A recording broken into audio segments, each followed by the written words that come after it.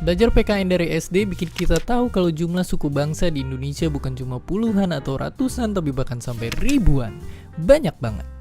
Mungkin teman main kita, tenaga kita, atau guru-guru kita datang dari suku yang berbeda. Kebiasaannya beda, bahasanya beda, dan ada aja perbedaan lain yang sebetulnya bikin budaya kita makin kaya, meski kadang jadi bibit kesalahpahaman. Dan kalau udah salah paham, malah bisa jadi bibit pertikaian. Tapi sekarang coba kita bayangin, apa jadinya negara kita kalau cuma ada satu suku di Indonesia? Kalau itu kejadian, tentu aja kebiasaan masyarakat jadi sama, bahasanya sama, dan bisa jadi udah gak ada lagi alasan untuk kita berantem. Singkatnya, mungkin keadaan tadi bisa bikin negara kita jadi lebih tentram.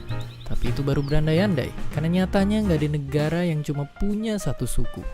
Kalaupun ada yang mendekati, itu adalah negara ini, yang hampir semua penduduknya dari suku yang sama.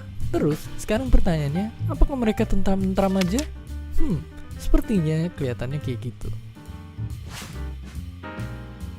Tapi tunggu dulu, sebenarnya ketentraman negara dengan cuma satu suku itu bukan jaminan pasti, dan masih sering diributin karena para peneliti juga nggak yakin.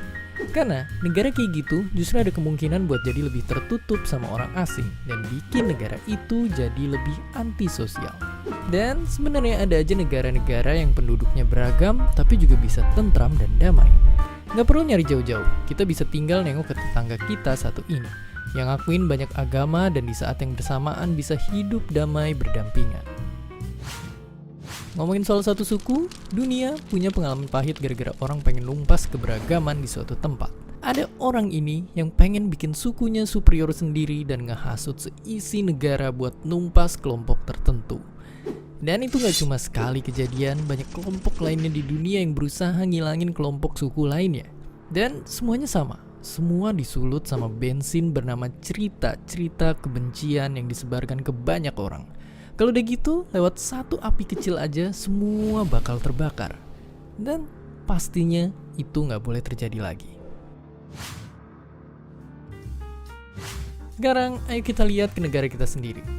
Rasanya mustahil dibikin jadi satu suku karena dari ribuan suku yang ada, lahir ratusan adat dan budaya yang ngebentuk Indonesia. Bahasa persatuan kita dari bahasa Melayu, yang meski sedikit dipakai pada masa itu, akhirnya dipilih jadi bahasa persatuan. Semboyan Bhinneka Tunggal Ika diambil dari bahasa Jawa kuno. Tapi nggak usah jauh-jauh, kita pun bisa ke kondangan pakai kain dari Makassar, makan pempek Palembang sambil dengerin lagu campur sari yang bikin air mata bercucuran karena inget mantan. Jadi lewat video ini kita makin sadar kalau keberagaman mesti kita syukuri. Kini tugas kita buat saling memahami dan bekerja sama dalam satu cerita yang sama, Indonesia. Sebuah negara yang punya ribuan beragam suku dan budayanya, tapi tetap satu juga. Dan seperti biasa, terima kasih.